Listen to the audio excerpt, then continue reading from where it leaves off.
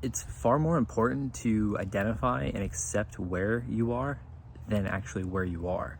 And this is because it gives us an opportunity to create change and to not live delusionally about where we are and to keep running in circles, experiencing the same things that we deem that we don't like. Now, if you like where you are, this doesn't apply to you, of course. If it's not broken, don't fix it. This is for anyone that's struggling with a situation in life that they want to change, they want to improve.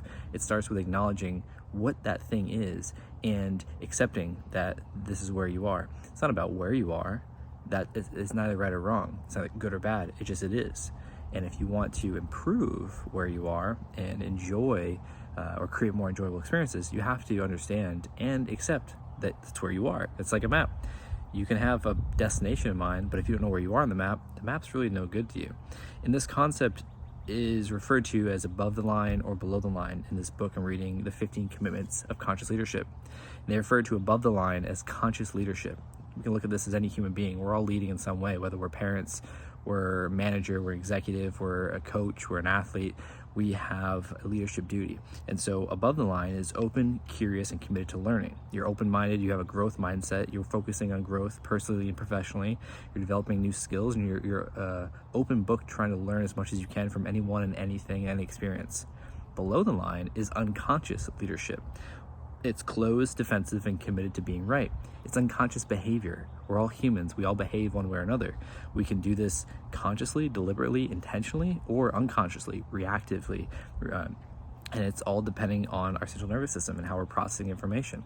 And so when we are not above the line, we're not conscious, we're not open, we're not curious, then we take any type of feedback that we don't like or don't agree with as a threat to our ego, our self.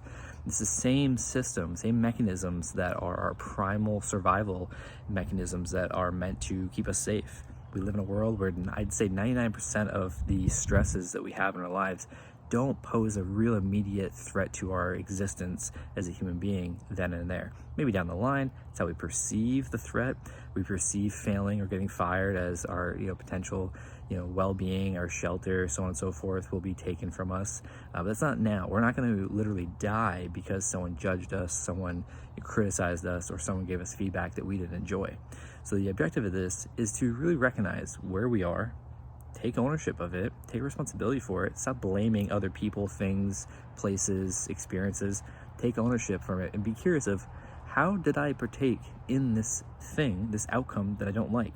Because then that gives you the power to move forward in the way you want. It opens up opportunity to grow, to learn, and to apply those learnings moving forward.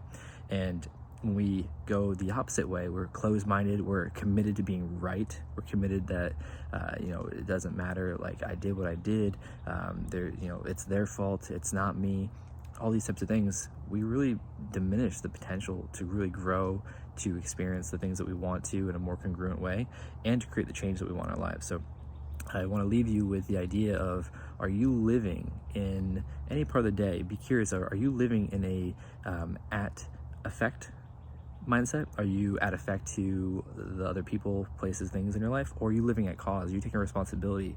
Are you living empowered to realize where you are, what's going on, even if it's after the fact you did something you weren't proud of or said something you weren't proud of, but you take ownership of it and you're curious of what sparked it, why you did what you did, what your needs were at the time, and how you can move forward with the learnings that you gathered from it.